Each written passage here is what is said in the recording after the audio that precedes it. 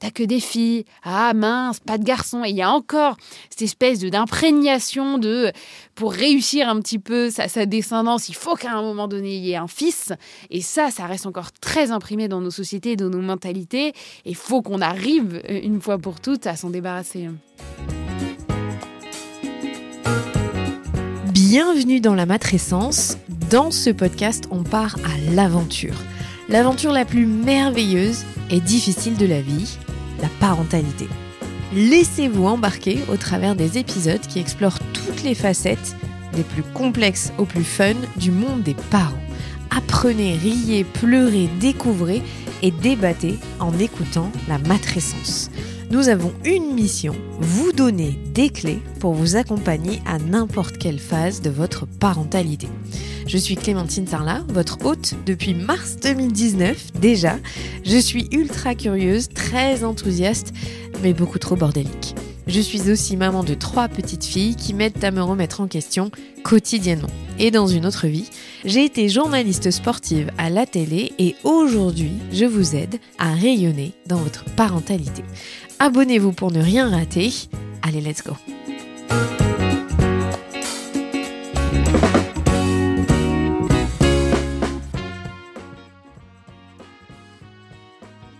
Le sujet des relations entre frères et sœurs passionne les chercheurs, mais qu'en est-il de la relation unique vécue par une fratrie de filles ? Naître fille reste aujourd'hui dans bien trop de cultures un problème. Les chiffres font froid dans le dos. Des millions de filles manquent à l'appel parce que nées filles. Souvent caricaturée, la relation entre sœurs reste une sphère intime que l'on n'a pas assez explorée. Blanche Léridon, directrice éditoriale d'un think tank et enseignante à Sciences Po, vient de publier un essai intitulé « Le château de mes sœurs » où elle plonge dans le monde incroyable des fratries féminines. Partager sa vie avec une ou plusieurs sœurs a été documenté à travers la pop culture ou les séries télé, mais jamais on ne s'était intéressé à sa structure, à son archéologie, à son histoire tout simplement. Dans cet épisode passionnant, on s'éloigne des clichés. Ici, on parle de la rivalité supposée que ressentent des sœurs, de l'image de sorcière qu'elles peuvent véhiculer, mais aussi de ce pouvoir magnifique d'avoir à ses côtés une sœur. Des Kardashians aux sœurs Williams en passant par les Brontë, Blanche Léridon nous embarque dans cet univers épique.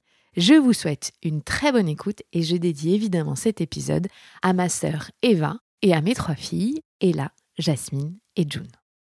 Salut Blanche! Bonjour! Je suis trop contente de te recevoir, merci beaucoup.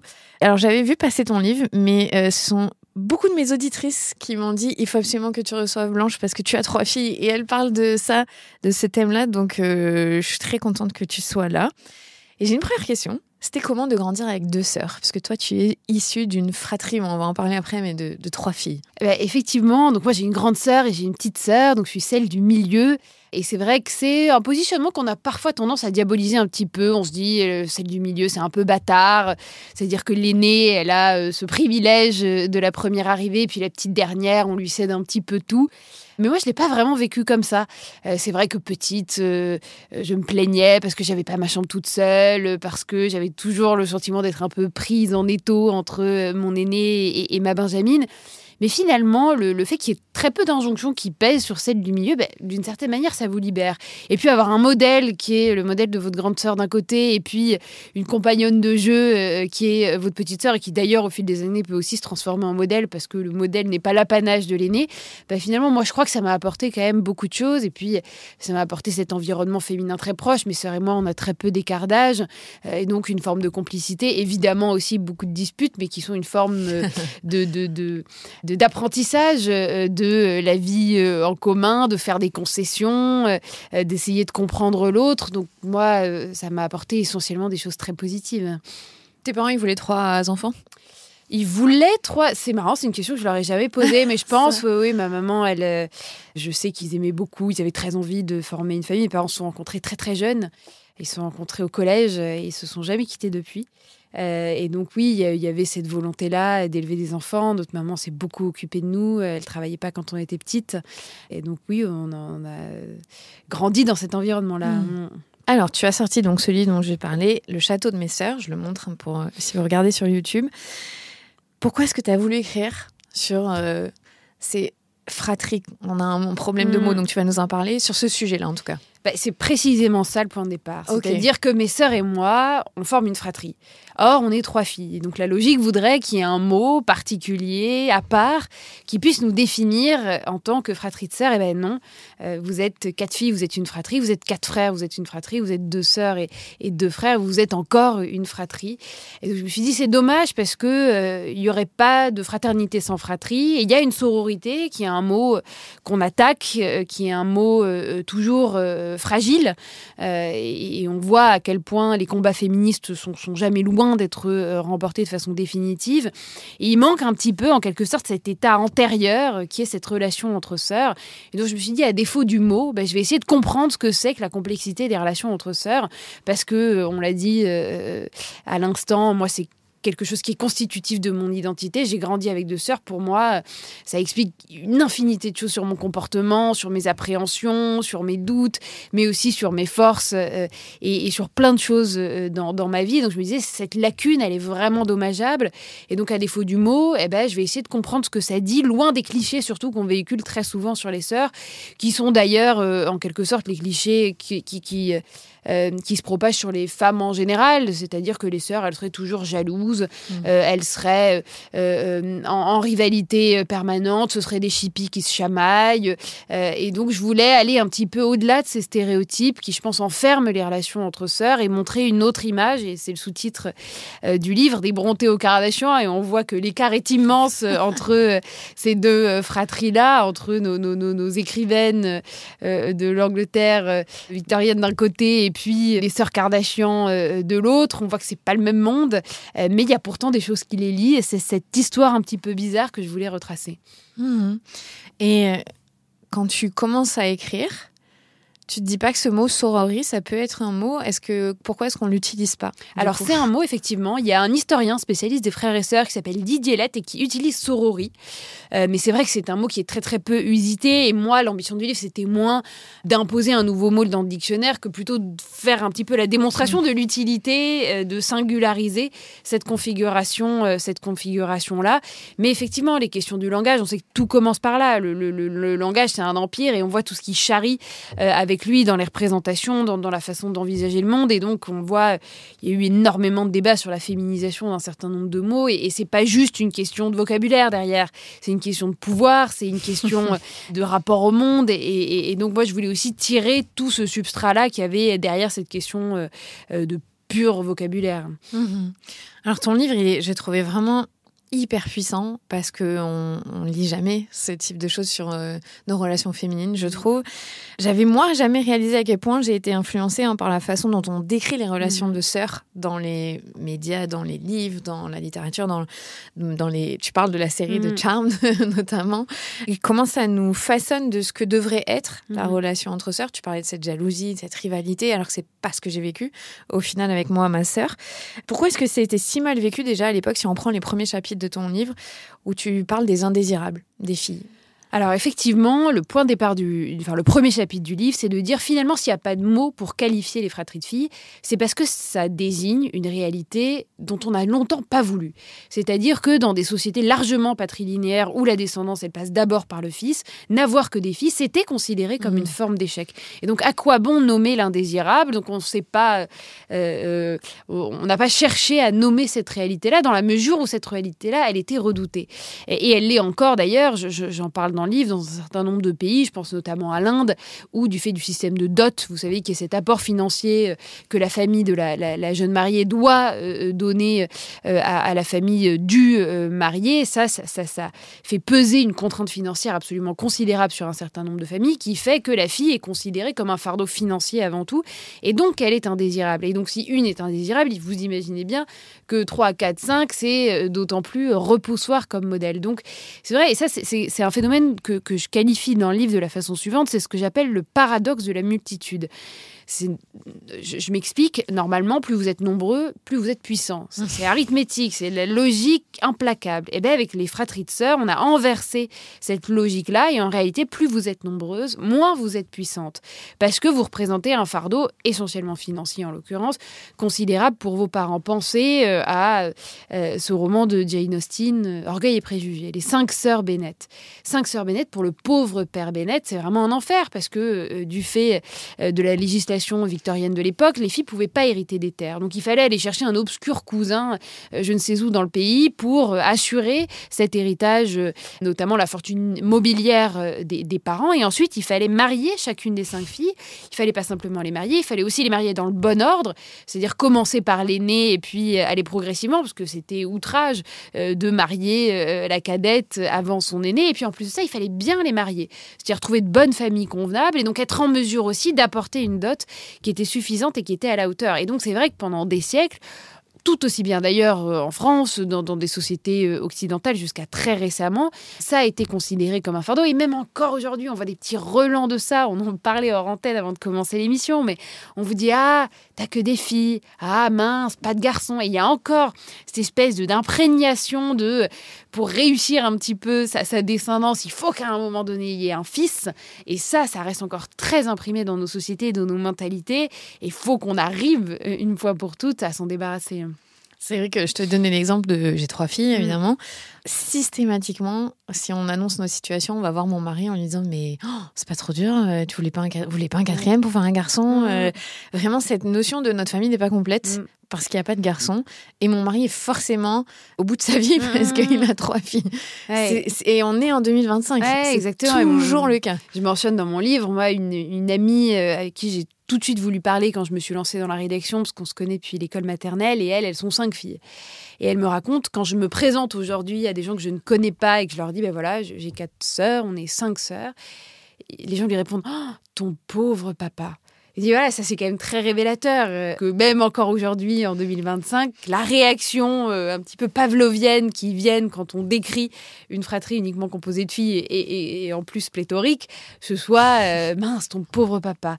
Et ça, voilà, il faut encore lutter un petit peu pour combattre ces préjugés-là. Mais ça va prendre du temps parce qu'aujourd'hui, c'est pas la dot évidemment, c'est pas l'héritage, c'est aussi parce que les hommes se projettent tout de suite dans le fait que ma fille va avoir une vie sexuelle. Et il va falloir que je gère en tant qu'homme, en sachant très bien comment se comportent mes congénères, d'accepter que ma fille va être exposée à ça. Je sais qu'à chaque fois, c'est la réaction des amis de mon mari de « Oh là là, à l'adolescence, tu vas devoir accepter. » Bah oui, elles auront une vie sexuelle comme tout le monde, en fait. Ce qui vaut aussi pour les jeunes garçons. Oui, mais on s'en fiche, c'est valorisé. Tu sais très bien. Ouais, non, et donc c'est vrai qu'il y a aussi une peur. Après, il y a des craintes qui sont parfois légitimes sur, voilà, quand on voit aujourd'hui tout ce qu'on découvre depuis MeToo sur les violences sexuelles, etc. Donc il y a une appréhension qui, oui, encore une fois, est légitime s'agissant d'élever des filles. Se dire aussi comment on va élever des filles, comment est-ce qu'on fait en sorte de les protéger sans être ultra protecteur et les enfermer.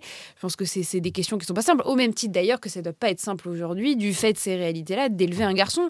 Et c'est aussi une responsabilité immense en tant que mère. Et il faut le rappeler, c'est le cas pour l'un comme pour l'autre. Et il n'y a pas une bonne et une mauvaise option. Dans ton livre, tu donnes des chiffres aussi, parce que tu donnais l'exemple de l'Inde où c'est un fardeau d'être une fille pour les familles. Mais c'est des millions et des millions et des millions de femmes qui ne sont pas nées. Exactement, en fait. Des femmes qui ne sont pas nées du fait des avortements sélectifs, au point qu'à un moment, on avait interdit dans le pays les échographies qui révélaient le sexe, parce qu'on se disait ça va générer trop d'avortements sélectifs au détriment des naissances féminines. Il y a ça, et puis il y a aussi la maltraitance infantile, c'est-à-dire quand une petite fille qui naît, tout simplement la laisser mourir. Ça, c'est des comportements qu'on observait en Inde et qu'on observe parfois encore toujours, et qui sont absolument désastreux. Donc oui, il y a ce chiffre très préoccupant des femmes manquantes. C'était le cas aussi en Chine, du fait pendant longtemps. Alors c'est plus le cas aujourd'hui, parce que la politique de l'enfant unique a été levée en Chine depuis le tournant des années 2013-2015. Et d'ailleurs, maintenant, le pays se retrouve confronté à un déficit démographique et notamment un déficit de naissance féminine, et donc s'engage dans une politique nataliste qui est totalement différente. Mais c'est vrai que là aussi, du fait de la politique de l'enfant unique, quitte à avoir un enfant unique, il valait mieux avoir un garçon. Et donc là aussi, vous aviez un déficit des naissances féminines en Chine qui était très important. Oui, tu disais que dans le livre, il n'y a jamais été écrit de vouloir avoir un enfant unique garçon, mais c'est comme ça bien que sûr, ça a été interprété. interprété. L'enfant unique, c'était égal à avoir un garçon. Ça se paraissait totalement naturel. Dans le livre, tu expliques qu'on est passé des sœurs soumises, des sœurs non désirées au final, à aujourd'hui, on commence à être sur les sœurs beaucoup plus indépendantes, puissantes, fortes. Tu fais vraiment tu balayes très largement, parce que j'ai adoré sur ça, sur la culture, parce que on passe, tu disais, des sœurs Brontë aux Kardashian, aux sœurs Williams. Tu parles beaucoup de sport là-dedans. Qu'est-ce qui a fait qu'on a pu avoir cette évolution jusqu'aux années 2020 ? Alors, il y a des évolutions sociétales, évidemment, d'ampleur, dans le droit, la suppression de la dot, qui est arrivée très tardivement, je crois, dans les années 60 en France. Alors, évidemment, la pratique n'était plus du tout mise en place, mais il y avait quand même l'ancrage dans la loi qui est resté très longtemps. Et donc, toutes les révolutions féministes à partir des années 70 qui ont permis, évidemment, de façon plus large, de reconsidérer la place des femmes et donc, d'une certaine manière, la place des sœurs. Mais moi, un des sujets aussi sur lequel j'insiste dans le livre, c'est le poids des représentations. C'est-à-dire, quand vous êtes une petite fille et qu'on vous éduque avec les petites filles modèles de la comtesse de Ségur, vous dites, être une petite fille, c'est être bien sage, jolie, assortie, un petit modèle de discrétion, de gentillesse, d'altruisme. Et donc, quand vous êtes une petite fille qui ne correspond pas à ces canons-là, vous dites, mince, alors, je ne suis pas là où je devrais être, ou je fais mal mon rôle, je ne suis pas dans mon rôle de petite fille normale. Et ça crée des décalages qui sont particulièrement problématiques, je pense, sur la façon dont on se construit, sur la façon dont on grandit. Et donc, c'était important de montrer aussi des représentations un petit peu différentes pour venir oxygéner cette façon dont... Parce que quand on est petit, et voilà, on se construit avec les dessins animés qu'on regarde, les histoires que votre maman vous raconte, ce que vous voyez à la télé aussi, et la façon dont on raconte les histoires. Et donc, c'est vrai que moi, j'ai cherché aussi dans ce livre à montrer comment est-ce que ces représentations, elles s'étaient régénérées. Il y a un exemple, moi, que j'adore, dont je parle dans le livre, c'est évidemment La Reine des Neiges. La Reine des Neiges, c'est au moment de sa sortie le plus grand blockbuster de Disney, il me semble, depuis sa création en termes de visionnage dans le monde entier. Et La Reine des Neiges, c'est quoi ? C'est, pour le premier épisode, une conclusion, une résolution où c'est non plus un prince charmant qui vient sauver sa princesse, mais la princesse qui se rend compte qu'elle est sauvée par la puissance de l'amour que lui porte sa sœur. Et donc ça, pour des millions de petites filles qui vont regarder ce dessin animé-là, ça va les faire envisager un petit peu différemment les relations sororales qu'elles peuvent avoir soit avec leurs sœurs, soit avec leurs amis, et de se dire que l'aboutissement ultime et réussi n'est pas nécessairement le mariage, ils se marient avec beaucoup d'enfants, mais que ça peut être d'autres formes de solidarité féminine, et notamment celle-là. Et c'est vrai que ce dessin animé, alors il peut avoir plein de défauts, je ne vais pas dire que c'est une merveille, notamment dans la façon dont les petites filles sont représentées. On est encore dans quelque chose d'extrêmement caricatural. La blonde très jolie, la rousse très dynamique. Voilà, je pense qu'il y a encore beaucoup de choses qui doivent évoluer de ce point de vue-là. Mais ce côté affirmation de la puissance féminine et puis avec des personnages masculins un petit peu ridicules et subalternes, ça, je trouve que en termes d'évolution des représentations et donc des mentalités et de votre rapport au monde et à vous-même, c'est extrêmement salutaire. Ouais, puis c'était quand même en 2013, donc oui, tu le soulignes, on était avant MeToo, ouais, on était bien sûr, dans un changement de paradigme qui est arrivé. Aujourd'hui, on a des Disney qui sont, tu vois, avec Encanto, on a eu d'autres représentations, mais c'est vrai que c'était un peu le premier du genre, ça a donné une impulsion et la bonne nouvelle, c'est que ça a cartonné au box-office. Donc, ce qui veut dire que ces histoires-là, elles plaisent. Elles plaisent, bien sûr, elles sont pas repoussoires et d'ailleurs, ce serait intéressant parce que ça fait plus de 10 ans que le film est sorti, de voir un peu la génération Reine des Neiges. Est-ce qu'elle est plus sororale, plus féministe alors, c'est très difficile à mesurer, mais je suis convaincue que d'une manière ou d'une autre, ça a participé même à une échelle infinitésimale à l'évolution des conceptions. Pourquoi, à ton avis, les sœurs, elles font peur ? Alors, ça, l'assimilation, il y a plusieurs choses. Déjà, on a dit, le phénomène des sœurs un petit peu redouté, c'est le nombre féminin, il est redouté. On a parlé de la dimension économique, mais il n'y a pas que ça. C'est pourquoi est-ce que, dans toute l'histoire de l'humanité jusqu'à très récemment, on a voulu un petit peu enfermer les femmes, réduire leur pouvoir et donc empêcher leur nombre. C'était une façon de canaliser ce pouvoir-là et de continuer à assurer une forme de maîtrise sur les destins féminins. Donc il y a ça, et puis il y a aussi, j'en parle dans le livre, l'assimilation des sœurs aux sorcières. Et là, ce sera intéressant quand on parlera de Charme, parce que c'est le renversement du paradigme initial, mais les sorcières, et notamment si on regarde un petit peu dans les sources mythologiques, où on a des figures un petit peu de sœurs sorcières, ou dans la littérature, je pense à Macbeth, les 3 sorcières dans Macbeth, qui forgent un petit peu dans la représentation occidentale moderne ce à quoi ressemblent les sorcières, c'est-à-dire le chaudron, les ongles longs, les crapauds, etc. Ça a été un peu construit à ce moment-là, ces 3 sœurs.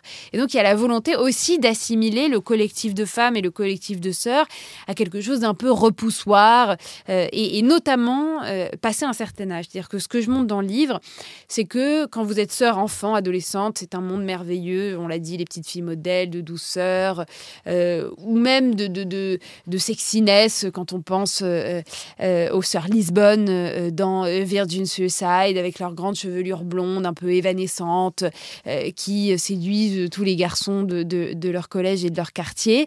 Donc, nos imaginaires, ils sont très balisés des sœurs dans l'enfance et dans l'adolescence. Mais si vous vous évertuez à rester dans cet état de sœur passé un certain âge, c'est-à-dire l'âge où normalement on attend de vous que vous vous mariez, que vous ayez des enfants, eh ben, si vous n'allez pas dans ces schémas-là et que vous faites le choix de continuer à fréquenter vos sœurs passé un certain âge et de ne pas avoir vous-même d'enfants, eh bien, on va vous assimiler à des sœurs sorcières. Parce que finalement, quelle drôle d'idée de ne pas suivre les conventions et d'embrasser ce modèle-là. Et donc, je montre, c'est dans Sabrina, l'apprentie sorcière, vous savez, elle avait 2 sœurs sorcières. Bon, elles ne sont pas repoussantes, mais bon, on se dit, drôle de modèle quand même, qui n'était pas forcément le plus séduisant pour la jeune téléspectatrice de l'époque. C'est ce film Hocus Pocus, dont vous vous souvenez peut-être, où des vieilles sorcières de Salem réapparaissent un soir d'Halloween et essaient d'aller aspirer la jeunesse des jeunes filles du village. Donc il y a cette idée que si vous persévérez dans votre état de sœur passé un certain âge, vous êtes catalogué dans la rubrique sorcière. Et ça, voilà, et on diabolise un petit peu cet état-là. C'est fou, c'est vrai que ce que je te disais tout à l'heure, on se rend pas compte à quel point on est imprégné de ces images-là. Et comme tu dis, ça balise notre imaginaire et la représentation qu'on s'en fait, en fait. Toi, qu'est-ce qui t'a le plus marqué dans toutes les recherches, parce que tu as vraiment fait un travail de fond, de fouille archéologique, tu le dis, sur ces relations de sœurs? Déjà, c'est l'immense richesse de ce matériau-là. C'est-à-dire, moi, je m'embarquais, j'avais quelques idées en tête, bien sûr, les plus célèbres, les sœurs March, les sœurs Bonté, on en a parlé, les sœurs Kardashian, etc. Mais quand on entre dedans, en fait, il y a énormément de fratries de sœurs et qui ont marqué d'une certaine manière l'histoire, la littérature, la culture, et qu'on a assez peu analysé, vu en tant que fratries de sœurs. C'est-à-dire, par exemple, il y a un exemple que je trouve intéressant, que j'évoque dans le livre, qui me tient très à cœur, c'est Simone de Beauvoir et sa sœur.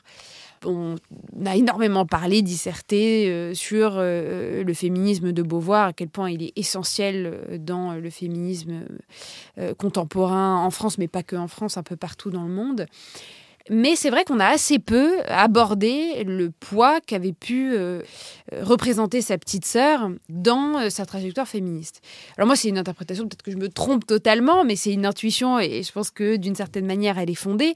Un des premiers actes féministes de Beauvoir, ça a été de défendre sa sœur dans le foyer familial. C'est-à-dire que Simone, elle qui était une excellente élève, qui a passé l'agrégation, qui a tout de suite pu enseigner, voilà, ses parents lui faisaient confiance. Sa petite sœur Hélène, quand elle a voulu faire du dessin, c'était plus compliqué. Ses parents étaient assez réticents.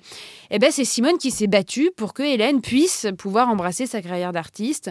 C'est elle ensuite qui, avec son petit salaire d'agrégée, lui permettait de pouvoir acheter ses pinceaux, ses toiles et de louer son petit studio à Paris. Et donc c'est vrai qu'il y a quelque chose aussi de fondateur dès l'enfance dans leur relation qui je trouve vraiment, il faut relire Les Mémoires d'une jeune fille rangée et même La Force de l'âge où elle continue un petit peu à parler de sa relation avec sa sœur. C'est d'une immense tendresse et en même temps c'est sans angélisme ou aspect trop mielleux. Jamais Simone de Beauvoir rentrera dans ces travers-là, mais leur relation, je la trouve extrêmement touchante et pour quiconque a des sœurs, elle est extrêmement juste et je pense qu'une part de son féminisme aussi s'est construit dès la cellule familiale avec cette volonté d'aider sa sœur et ensuite, d'ailleurs, avec des dynamiques qui ont pu s'inverser par la suite, avec aussi des travers, des jalousies, des moments de tension. Simone de de Beauvoir a pu d'ailleurs être assez dure parfois avec sa sœur, dont elle a un petit peu condamné un certain nombre de ses choix de vie ou même son art à certains moments. Mais c'est vrai que moi, il me manquait dans le répertoire féministe contemporain des exemples de sœurs en tant que telles. Et c'est une des contributions, je pense, du livre, c'est de dire il faut réhabiliter aussi un certain nombre de ces exemples-là dans la grande histoire féministe dont on sait à quel point elle mérite continuellement d'être enrichie. Donc il y a ce modèle-là, mais il y en a plein d'autres. Moi, j'ai découvert les sœurs Nardal dans le livre, qui sont à l'origine de la négritude en France et dont on a un petit peu invisibilisé tout l'apport. Je pars aussi de Virginia Woolf et sa sœur Vanessa Bell, avec une dynamique un petit peu similaire de celle de Simone et Hélène de Beauvoir, puisque Virginia Woolf écrivait et Vanessa Bell dessinait, et quand elles étaient enfants, l'une écrivait des histoires et l'autre en faisait les illustrations. Et donc, il y avait cette créativité partagée dans l'enfance, qui est quelque chose d'extrêmement salutaire et positif qu'il faut mettre en avant. Donc, c'est aussi ce que j'ai essayé de faire dans ce livre. C'est tous ces exemples que j'ai réussi à exhumer, à la fois dans l'histoire, mais aussi dans la pop culture, dans la littérature, dans le cinéma.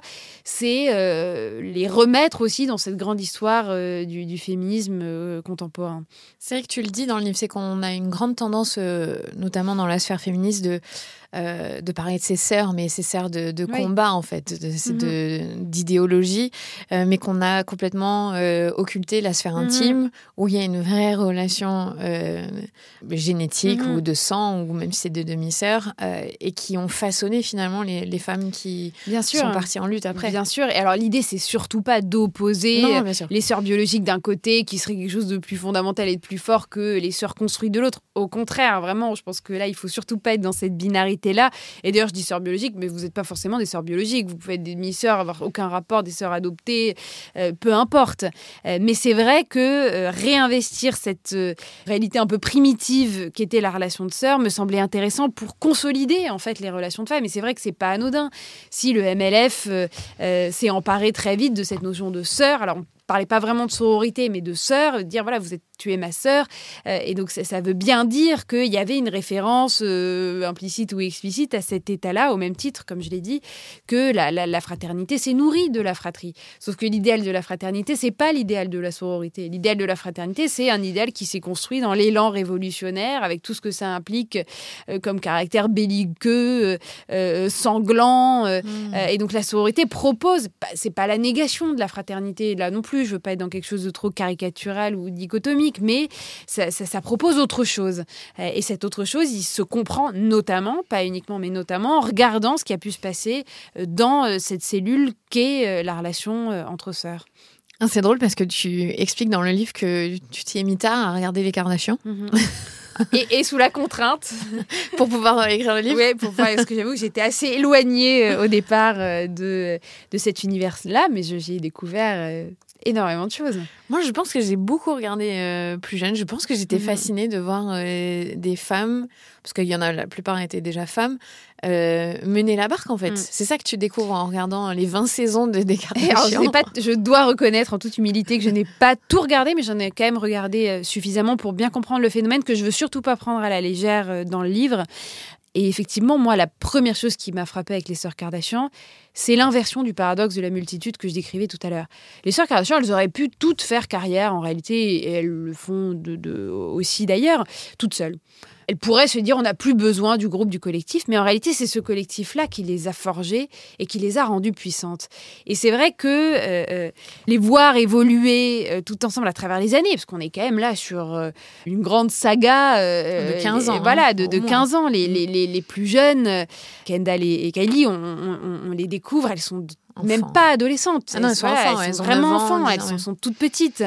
Et d'ailleurs, je pense, petit point à part, que ça a dû très dur quand même de se construire comme ça sur les yeux des caméras, vos premières règles, vos premiers chagrins d'amour. Enfin, il peut y avoir un petit côté voyeur qui, je pense, a pu être extrêmement préjudiciable pour ces jeunes femmes, même si elles ont l'air de plutôt bien s'en sortir aujourd'hui. Et il y a plein de défauts chez les Kardashian sur ce qu'elles renvoient de la féminité, etc. Donc, je veux surtout pas passer ça sous silence. Mais cette capacité qu'elles ont eue à créer créer une dynastie, un empire sur leur image, un empire qui est un petit peu virtuel en quelque sorte, parce que c'est l'imaginaire Kardashian, c'est cette marque Kardashian, c'est ce K majuscule tout puissant qu'elles incarnent dans cette espèce de gynécée moderne où les hommes, là encore, ont un rôle totalement subalterne. Le père d'un côté qui fait les machines, qui a jamais vraiment voix au chapitre, parce que c'est la mère toute puissante qui finalement a le plus de pouvoir dans la relation parentale. Il y a un frère aussi qu'on oublie, qui a même pas un prénom avec un K, comme si... Le prénom du père. Voilà, il avait été un petit peu marginalisé de l'empire du K des Kardashians. Et c'est vrai qu'à ce niveau-là, alors il y a une forme de vulgarité, il y a plein de choses qui vont pas dans les Kardashians, mais il y a aussi cette capacité de faire comprendre à plein de petites filles, de jeunes femmes qui les regardent, qu'il peut y avoir une puissance au féminin, qu'on peut construire des empires quand on est des femmes, qu'on peut être entrepreneuse, qu'on peut avoir plein d'idées aussi farfelues soient-elles et faire en sorte qu'elles y arrivent. Alors je dis pas que c'est possible pour tout le monde, mais quand on est encore dans notre dialectique, voilà, imaginaire, représentation, est-ce que ça projette, il y a un peu de bon là-dedans, et c'est ce que j'ai voulu, à travers le visionnage de certains des épisodes, démontrer. On n'est pas obligé de commencer par une sextape, c'est vrai. Non, voilà. Précisons-le, c'est important. Il y a tu le dis, il y a une confiance en elle qui est très puissante. Ça, il y a aucun doute en fait sur leurs ambitions, sur ce qu'elles ont envie de faire et comment elles le mènent. Donc ça, c'est très important dans la représentation de ce que ça veut dire. C'est les anti-petites filles modèles.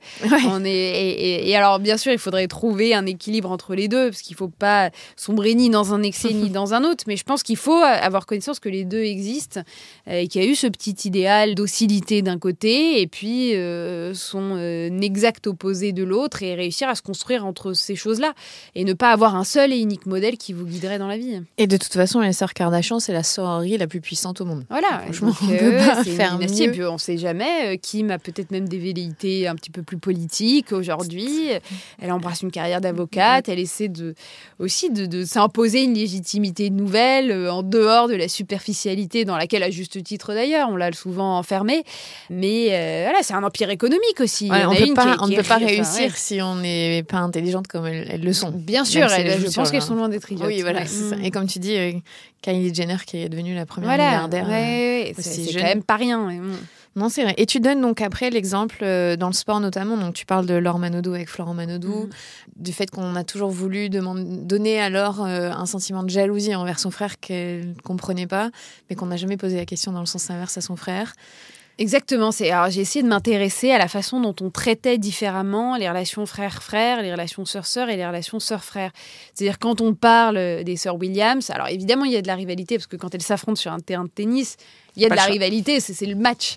Mais ça allait plus loin que ça. Et notamment dans une rivalité qui serait entretenue par le père, qui jouerait un rôle un petit peu confus dans cet équilibre-là. Et on a voulu aussi, au-delà de la rivalité sportive qui était parfaitement légitime, prolonger cette rivalité-là sur le plan familial, émotionnel, alors que c'était deux sœurs qui étaient extrêmement soudées et qui, comme toutes les fratries, ont été confrontées à des problèmes, à des difficultés, à des disputes, ça c'est évident.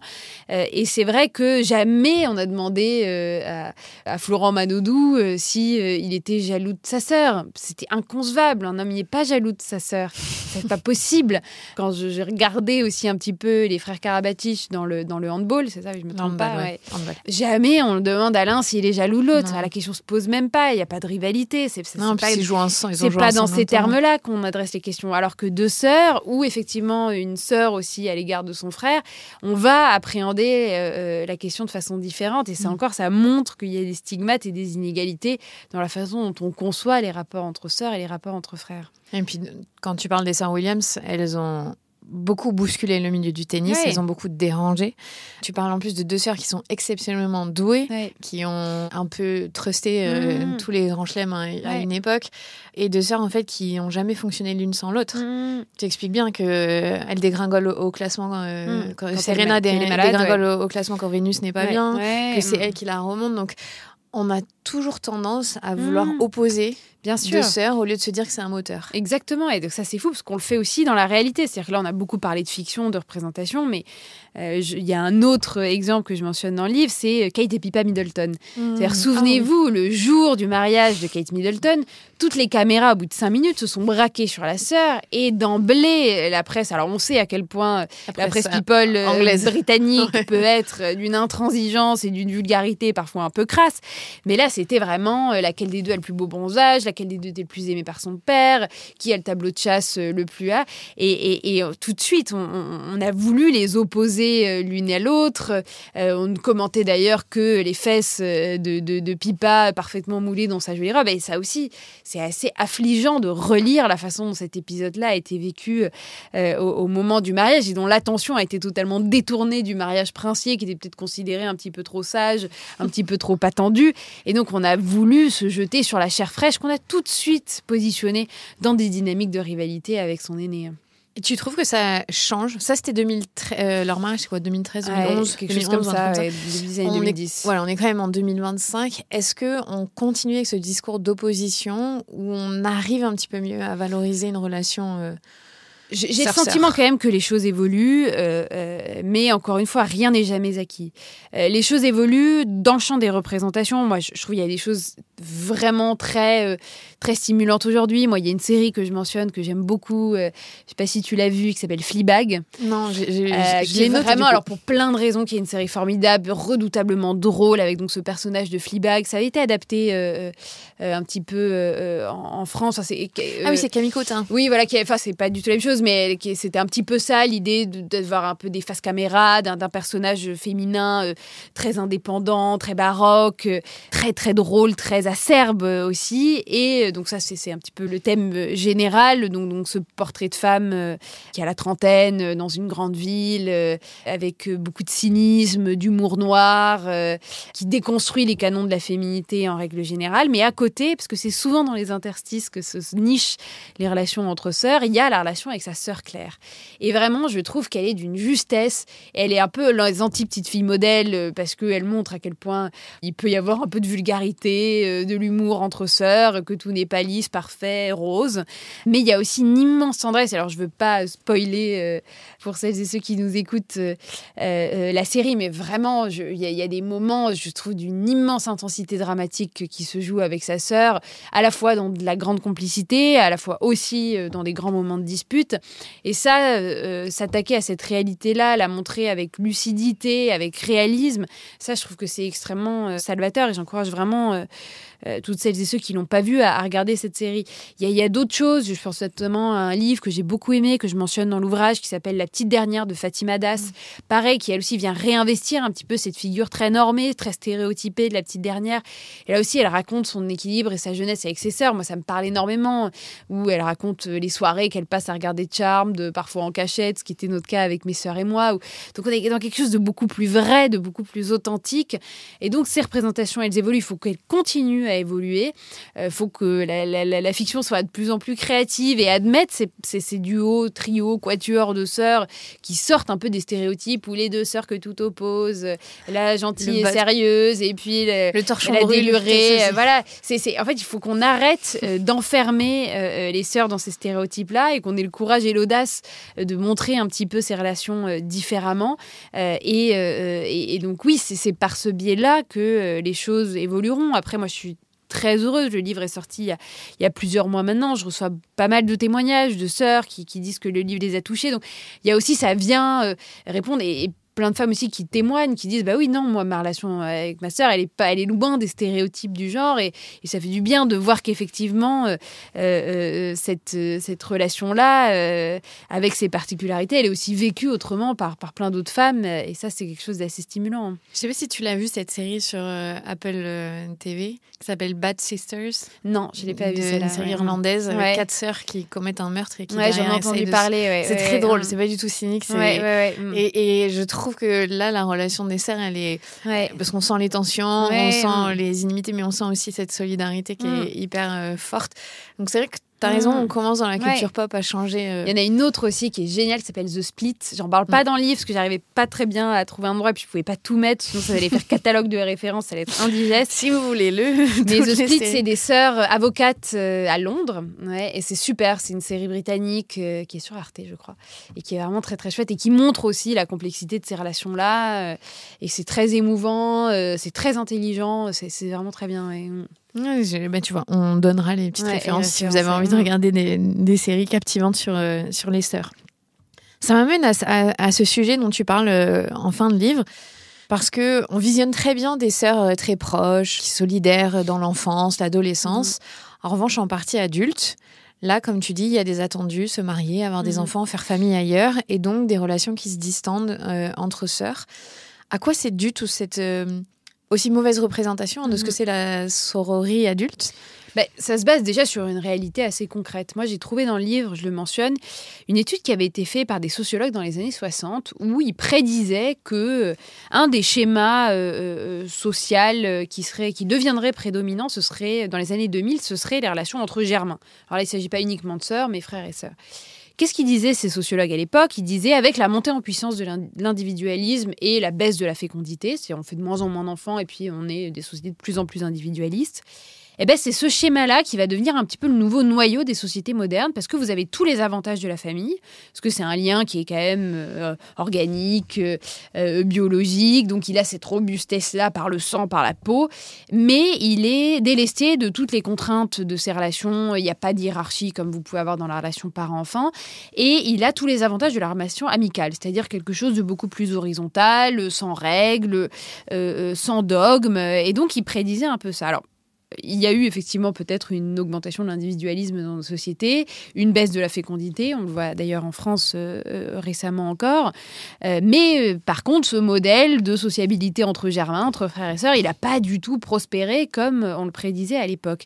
Et il y a quand même le schéma patriarcal de la famille, des enfants qui a continué à prospérer. Et je ne le condamne pas du tout, c'est formidable, il y a plein de gens qui sont épanouis dans ces relations-là, et évidemment que ceux qui ont envie de se marier et avoir des enfants, il faut qu'ils continuent à le faire. Mais on n'a pas véritablement ouvert de place à des schémas alternatifs où, non, vous n'avez pas envie de vous marier, vous n'avez pas d'instinct maternel qui vous vient et vous n'avez pas envie de fonder une famille, mais on continue à regarder soit avec condescendance, tristesse, soit avec une forme de jugement moral, ceux qui s'éloignent de ces schémas-là, et ça peut être d'ailleurs le choix de vivre avec vos sœurs. Moi, j'ai quelques lectrices qui m'ont écrit pour me parler de ce choix-là qu'elles avaient fait et qui effectivement suscitait beaucoup d'incompréhension de la part de leur entourage, alors même que pourquoi pas en réalité vivre avec vos sœurs, si c'est un choix, que vous les adorez, que vous avez des liens fusionnels avec elles, que vous avez sûrement passé déjà 20 ans à le faire. Oui, pourquoi pas, pourquoi c'est quelque chose dont on parle si peu, et de même vivre avec vos amis, en fait l'amitié subit aussi le même sort que les sœurs, c'est-à-dire que l'amitié, c'est un truc d'enfant, d'ado, quoi. Vos amis, c'est les potes, c'est un truc de jeune adulte, un peu immature jusqu'à 30 ans, mais après, les potes, bon, c'est sympa, mais il faut passer à autre chose, quoi. Faut rentrer dans la vie sérieuse, dans la vraie vie. Non, en fait, des amitiés, moi, j'ai des amitiés qui sont d'une robustesse, d'une solidité qui, je pense, égale, même parfois supérieure à certains liens que je peux avoir avec des gens de ma famille plus éloignés. Et ces liens-là, je pense qu'il faut encore... Il y a un travail, hein. Là, vraiment, ces 18 derniers mois, il y a un nombre absolument pléthorique de livres géniaux qui ont été publiés sur l'amitié, sur l'importance de ces liens-là, sur l'intérêt aussi qu'on a à les valoriser, à envisager d'autres formes de modèles de vie communautaire qui ne soient pas uniquement centrés sur le modèle familial. Mais c'est vrai qu'il y a encore un travail de réhabilitation qu'il faut mener. Il faut sortir de ce truc, c'est les 3 vieilles filles acariâtres qui n'ont pas trouvé de mec et donc qui vont vivre toutes seules. Non, en fait. C'est voilà, et les c'est pas ça, on nous inflige pas ça, c'est pas une punition, ça peut être un choix délibéré et ça peut être source de beaucoup d'épanouissement personnel. Et du coup, tu parles dans le livre de cette figure des vieilles tantes, des tantes. Bien sûr, oui, et ça aussi, c'est cette idée qu'il y a souvent dans les familles la tante sans enfant.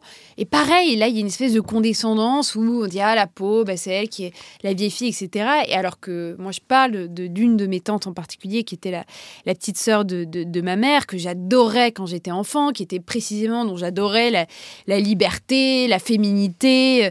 Et c'était pas grave pour moi qu'elle ait pas de mari et pas d'enfant, mais très vite, il y a eu cette petite idée qui s'est instillée qu'elle avait raté quelque chose.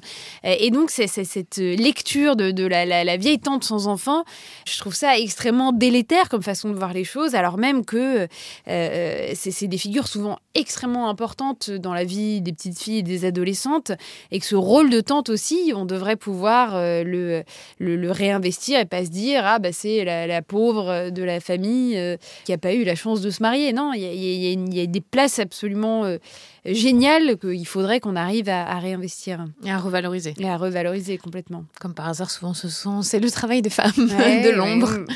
Parce que tu dis, j'aime bien que tu cites Elisabeth Gilbert, qui dit qu'il y a 3 catégories de tantes ou de femmes, je sais plus ce qu'elle dit, celles qui veulent des enfants, celles qui savent qu'ils n'en veulent pas mais qui veulent être présentes, et celles qui ne devraient jamais s'approcher d'enfants. C'est ça, et donc il y en a qui ne devrait pas stigmatiser qui que ce soit. C'est ça, il y a des tantes qui sont très heureuses, c'est pas parce que vous n'avez pas eu d'enfants que vous détestez les enfants. Enfin, c'est monstrueux comme vision des choses. Vous pouvez avoir énormément d'affection pour les enfants de vos frères et sœurs, pour les enfants de vos amis, avoir envie de vous en occuper, mais vous, reconnaître que ça ne vous parlait pas, et donc il y a ce truc très caricatural de « Ah, c'est ça, on regarde d'un mauvais œil un peu la femme qui n'a pas enfanté », et ça, je trouve qu'il y a beaucoup de choses à réexpliquer de ce point de vue-là. À déconstruire. À déconstruire, exactement. Dans le livre, donc, tu parles pas mal de Charmed, que vous regardiez en cachette avec tes sœurs. C'est vrai que je me rends compte, tu étais jeune, en fait, quand tu regardais Charmed. J'avais, je pense, 10, 12 ans. Parce que ça a évolué jusqu'à 14, 15 ans. Je sais même plus. Moi, je pense que j'avais 14 ans quand j'ai commencé. Et c'était intense, quand même. Il y a des histoires... C'est pas pour les petites filles. Non, mais pour le coup, voilà, là, encore une fois, une première représentation où j'ai eu... le miroir qu'on me tendait, il était quand même plutôt génial, parce que, alors certes, elles avaient affaire à, dans leur quotidien, des problèmes de travail, leurs problèmes amoureux, mais leur vocation intrinsèque, c'était quand même de combattre les forces du mal. Et les forces du mal étaient très souvent incarnées par des hommes, donc on voit, il y a quand même une métaphore à peine dissimulée sur les rapports hommes-femmes. Et ça, oui, quand même, quand vous êtes une jeune préadolescente, d'avoir ce miroir-là, où là encore, c'est une série dont les personnages principaux sont exclusivement des femmes, où là aussi il y a des personnages masculins, mais un petit peu plus marginaux. Je pense notamment à l'ange gardien ou à tous leurs amants / ennemis qui vont se succéder d'une saison à l'autre. Donc pour moi, il y avait quelque chose d'assez...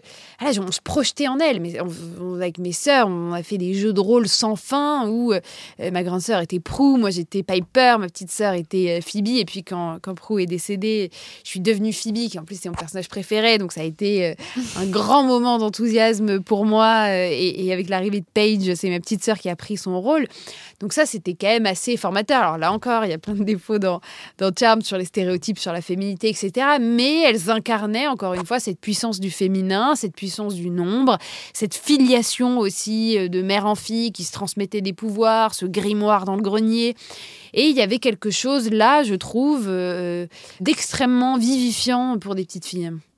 C'est vrai que quand je réfléchis à tous les exemples que tu donnes, on est aussi sur une vision très blanche de la sororité et dans la culture populaire. Oui, complètement. On met pas du tout en avant des sororités. C'est pour ça que moi je parle des sœurs Nardal, dont j'ai parlé, vraiment les pionnières de la négritude, les sœurs Kardashian dans une certaine mesure, qui échappent à ça, que j'ai aussi. C'est pour ça que j'ai insisté aussi pour parler de l'Inde et de mentionner un certain nombre d'exemples de ce point de vue-là. Oui, bien sûr. Mais c'est vrai que les exemples que j'ai cités, les petites filles modèles jusqu'à la Reine des Neiges, on reste quand même sur des choses. Donc, c'est peut-être ça la prochaine étape. C'est aussi ouvrir à d'autres formes de sœurs et que ça puisse parler. Qui nous inspirent aussi. Mais il y en a, Fatima Das, dans son livre, elle se décrit aussi comme une beurette, je ne sais plus quel est le mot qu'elle utilise, donc montrer aussi qu'il y a plein de choses et plein de réalités qui appartiennent à des cultures différentes. Là, je suis en train de dévorer le dernier, Leila Slimani, où c'est aussi une histoire de sœurs, Inès et Mia, qui grandissent dans le Maroc. Il y a beaucoup cette idée, ce rapport à l'identité compliqué entre les origines françaises lointaines et puis la culture marocaine, etc. Donc ça aussi, on est tous des brassages de plein de cultures différentes. Et il faut qu'on arrive aussi à intégrer cette donne-là dans cette réflexion sur la sororité et sur les sœurs. Alors j'ai une dernière question pour terminer cet entretien que je trouve passionnant. C'est que tu expliques, toi, que ton désir de non-enfant, ça prend place dans cette sororie, si je le dis comme ça, que tu as vécu avec tes sœurs. Est-ce que tu peux nous expliquer ? Absolument. Alors, je suis toujours très prudente quand j'en parle, parce que je me dis, on ne sait jamais Comment si j'ai des enfants un jour qui m'en veuillent d'avoir tenu ces propos-là. Mais aujourd'hui, effectivement, moi, je n'ai pas de désir d'enfant. Ce n'est pas quelque chose qui fait partie aujourd'hui de mes plans de vie, de mes rêves, de mes aspirations. Et une des raisons, selon moi, c'est toujours là, il y a tellement de paramètres conscients, inconscients qui sont en jeu que c'est très difficile d'en isoler un en particulier. Mais c'est que ma proximité avec mes sœurs, la relation qu'on a aujourd'hui, elle est tellement riche que l'injonction pour moi à faire des enfants, ce serait en quelque sorte dévaloriser cette relation qu'on a ensemble. Et ce serait dire finalement, ce que tu vis avec tes sœurs, c'est transitoire. C'est une forme de préparation à un état qui sera plus intéressant, qui sera ton véritable aboutissement en tant que femme, qui sera la maternité et tes propres enfants. Et donc, moi, en tout cas, aujourd'hui, du fait de notre proximité en âge, et on arrive à un âge où on est jeunes adultes et où les relations sont totalement différentes, elles sont infiniment plus matures. Si vous voyez parce que vous avez envie de vous voir. Vous voyez plus parce que vous êtes contrainte à dormir dans le même lit ou à être assise sur la même banquette arrière d'une voiture. Et ça, c'est vrai que moi, je suis encore tellement attachée à ma famille d'origine que je n'arrive pas encore à envisager, peut-être que ça viendra, que je ne veux pas être trop définitive et catégorique sur ces sujets-là qui sont trop sérieux pour être caricaturaux, mais à ce stade, je sais que ce lien-là, il est encore tellement vif et puissant que je ne ressens pas le besoin de créer, même si ce serait un désir un peu mimétique de recréer ce que j'ai vécu. Je considère que ce que j'ai vécu est tellement puissant déjà et que c'est une chance parce que, bien sûr, je ne veux pas idéaliser la relation entre sœurs et je sais que dans beaucoup de fratries, et j'ai eu aussi des témoignages qui allaient dans ce sens-là, ça peut être des relations qui sont compliquées, défaillantes, voire qui provoquent d'immenses souffrances. Mais moi, dans mon cas, c'est un passage qui est vraiment très personnel et je ne veux surtout pas en tirer de généralité, mais dans mon cas, c'est un peu la conclusion que j'en tire, c'est que cet état-là, je veux pas considérer qu'il est juste transitoire et qu'il me prépare à devenir une mère formidable un jour. Et je veux pouvoir lui redonner toute sa force et toute sa place dans ma vie en l'envisageant comme quelque chose d'autonome, de singulier et de puissant. Et c'est un petit peu ce que j'ai voulu écrire dans ce chapitre-là. Je comprends. Non, mais je trouvais que c'était hyper intéressant parce que je ne l'avais jamais lu ailleurs ou compris dans ces termes-là. Mais c'est aussi hyper chouette d'avoir des enfants avec sa sœur. Ah bah j'ai une petite sœur et c'est vrai que c'est vraiment cool d'être ensemble dans cette aventure-là. C'est aussi une autre dimension de la relation des sœurs. Mais j'entends tout à fait ce que tu dis. Et c'est important d'entendre que des femmes n'ont pas ce désir-là. Bien sûr, c'est pas un tabou. Non, et que tu vois, je te reçois dans un podcast qui s'adresse aux parents et qu'il n'y a pas de problème. C'est ça. Du fait que ce soit un de tes choix. Merci. Est-ce que tu penses qu'on a... Je pense, non, et merci, parce que c'est rare d'avoir l'occasion d'avoir des conversations aussi riches et approfondies. Et encore, il y a tellement d'exemples, il faut m'arrêter à un moment donné. J'avoue que je ne suis pas allée trop sur l'ancien temps. On s'est arrêté sur la culture d'aujourd'hui, parce que on est de la même génération et que mes auditeurs aussi et auditrices sont de notre génération. Mais vraiment, je trouve que c'était passionnant à lire et j'ai appris beaucoup de choses. Donc, écoute, tant mieux. Moi, j'en apprends encore tous les jours. Parce que c'est vrai que beaucoup de gens m'écrivent, me disent « Ah, tu n'as pas parlé de ces sœurs-là. » Et je dis « Ah, mon Dieu, il faudrait 12 tomes pour les faire toutes rentrer. » Mais c'est une histoire qui est passionnante et qui est sans fin, que je continuerai à investiguer. Mais donc, tes top 3 des séries, ce serait Fleabag, The Split. Voilà, dans les séries un peu récentes qui parlent des sœurs, Fleabag, The Split, et mince, c'était laquelle la troisième? Je sais plus. On va se cantonner un top 2 sinon. Oui, c'est toi de après, ce qui t'a marqué. Il y en a plein d'autres, on en a parlé, mais là, les deux récentes, vraiment avec des relations de sœurs intéressantes. Ah non, il y en a une dernière, je vais te retrouver le nom. C'était une mini-série sur Arte, une fille qui est actrice et il y a aussi une relation avec sa sœur. Je vais essayer de te la retrouver. Loulou, je crois, quelque chose comme ça. Loulou, ok. Ouais, je note. Je retrouverai la référence. Et moi, je vous ajoute Bad Sister, qui est vraiment chouette. Super, trop bien. Merci beaucoup, Blanche. Merci à toi. À bientôt, salut. Vous venez d'écouter un nouvel épisode de La Matrescence. Merci infiniment pour votre soutien. Si vous voulez découvrir de nouvelles pépites, n'hésitez pas à aller sur le site www.lamatrescence.fr. Vous pouvez également vous abonner à la newsletter qui sort tous les vendredis. Rendez-vous également sur le site pour pouvoir vous inscrire. Ensuite, vous devez vous abonner sur votre plateforme d'écoute pour pouvoir recevoir les notifications. C'est ce qui fait grandir ce podcast. Merci infiniment et continuez de partager ce savoir autour de vous. Je sais que c'est comme ça que beaucoup des auditrices et des auditeurs ont découvert ce podcast. Alors un grand merci. Prenez soin de vous. À la semaine prochaine.